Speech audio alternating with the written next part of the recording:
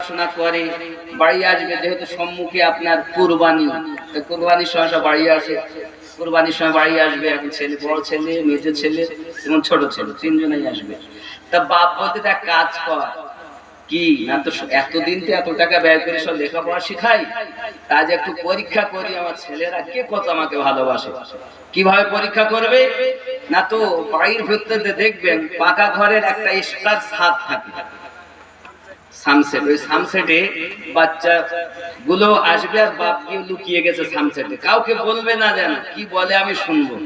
প্রথম নাম্বারই হলো বড় ছেলে ইঞ্জিনিয়ার, লহলপুরে কাজ, দয়া মায়া কম, বাড়ি এসে দরজা,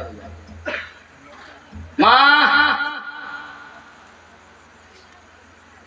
কি হলো বাবা ইঞ্জিনিয়ার বাড়ি এসেছো? জি মা এসেছি। মা কাঁদছে বাহানা করে, মা তুমি কাঁদছো কেন? তোর আব্বা আমাকে মেরেছে। কি আব্বার এখনো পর্যন্ত এখনো হুঁশ হয়নি, এখনো মারে?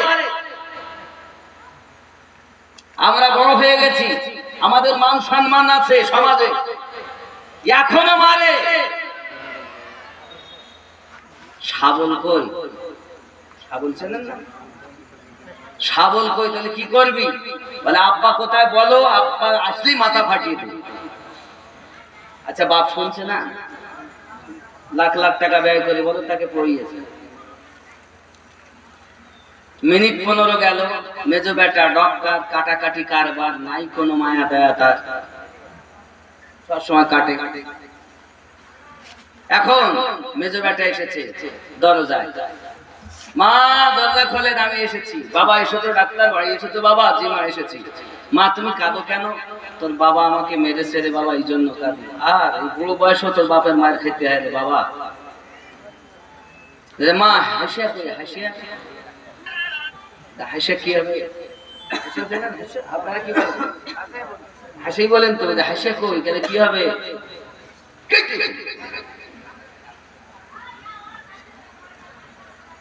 দয়া মায়া নাই, বাপ শুনছে।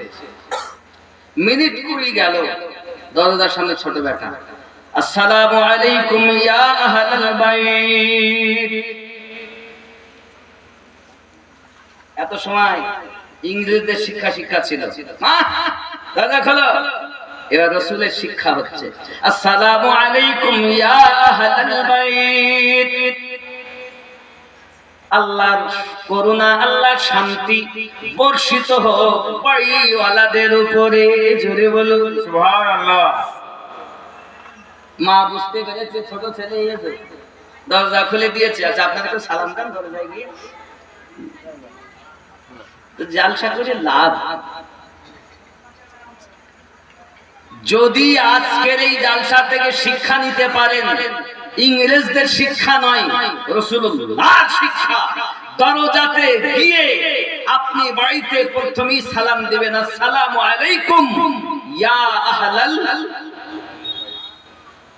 বলবেন। বিবি যদি থাকেন জানবেন স্বামী এসেছে, সন্তান যদি থাকেন আব্বা এসেছে, মা যদি থাকে আমার বেটা এসেছে, কলিজার টুকরা এসেছে, আব্বা মা সবাই একটাই কথা বলবেন, ওয়া আলাইকুমুস সালাম।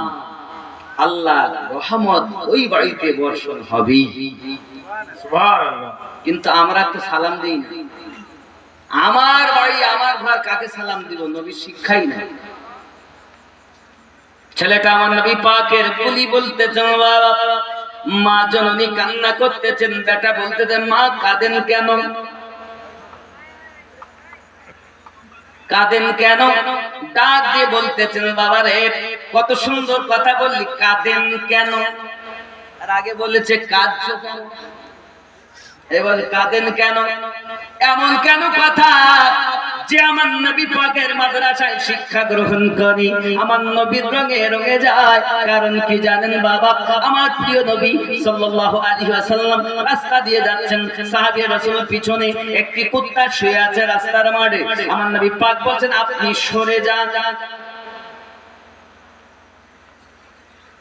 সাহাবী রাসূলরা পার হলেন, নবী পাক গুজরে গেলেন, কুত্তা সরে গেল।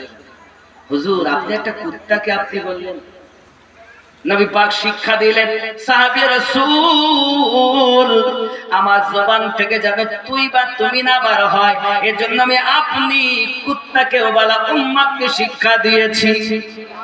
সুবহান। আর এখনকার ছেলেরা এত লেখাপড়া করেছে, তুই মানে আপনজন, তুমি মানে আপনজন। আব্বাকে যে আপনি বলে কথা বলতে হয়, মাকে যে আপনি বলে সম্মান সূচক কথা বলতে হয়, মায়ের জুতার সঙ্গে বিয়াদবি করলেও বিয়া। মায়ের দিকে যদি মায়ের নজরে তাকায়, কবুল হজের সওয়াব আমলনামায় লিপিবদ্ধ হয়। সুবহানাল্লাহ, সুবহানাল্লাহ। তাকাই কেউ মায়ের নজরে? বউকে পেয়ে মা ভুলে গেছে, বউকে পেয়ে বাপ ভুলে গেছে। আর এসে হুজুর এসে আসসালামু আলাইকুম, বদমাইশ করছে। এই হুজুরের হাতে চুমা দিয়ে তো লাভ, আগে মায়ের হাতে চুমা দে, মায়ের কদমে চুমা দে, বাপের কদমে চুমা দে। তোমার বাপ তোমার মায়ের যে জুতাগুলো আছে, ওই চপ্পলগুলোতে পা দাও, একটি সন্তানের জন্য বিয়া দেবে। আদবই তো শিক্ষা দেয়, ইলম পরে আদব আগে, আদববিহীন ইলম কোনো মূল্য নেই। কথা বুঝবেন?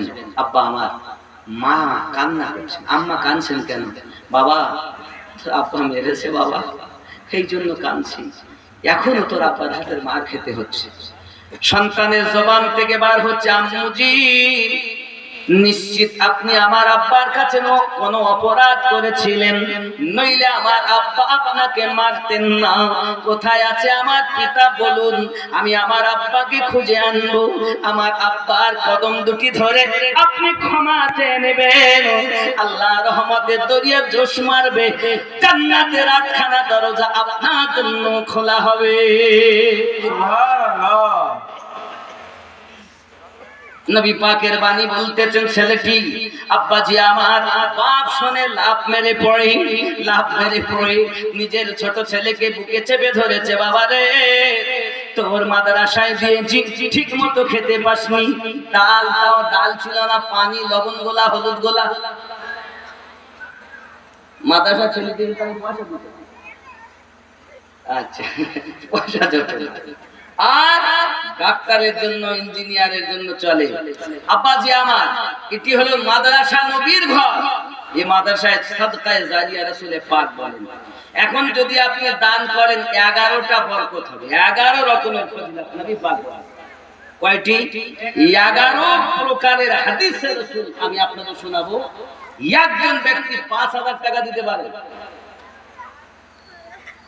5000 টাকা দেন, একজন নবীর ঘর, পাঞ্জাতনে মিল হবে, পাঁচাতে মিল হবে, একজন 5000 টাকা দিতে পারে। আমি মুসাফির, এই হাত দিয়ে আল্লাহর খানায় কাবা ধরেছি,